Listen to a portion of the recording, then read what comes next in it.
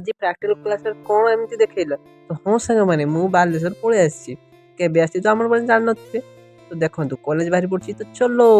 ତ ମୁଁ ମୋ ସାଙ୍ଗକୁ ଡାକିଥିଲି କାହିଁକିନା ମୋ ନିଞ୍ଜାଟା ଖରାପ ହେଇଯାଇଥିଲା। ତ ଦେଖନ୍ତୁ ସାଙ୍ଗ ତା ନିଞ୍ଜାଟାକୁ ନେଇକି ପୁରା ଉଡ଼ିକି ଆସିଥିଲା ଦେଇକି ମୁଁ ବସି ପଡ଼ିଲି।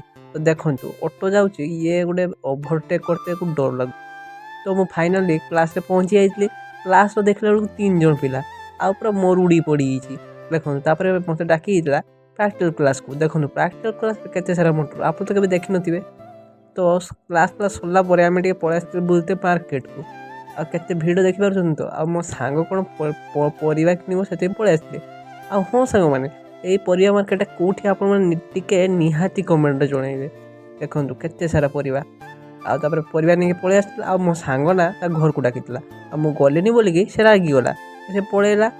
ତ ଭିଡ଼ିଓଟା ଭଲ ଲାଗିଥିଲେ like comment share and subscribe କରିଦେବେ। ପୁଣି ଦେଖାବା ଆଉ ଗୋଟେ ନ୍ୟୁ ବ୍ଲଗ୍ରେ। ବାଏ ବାଏ ଟାଟା ଜୟ ଜଗନ୍ନାଥ ରହିଲି।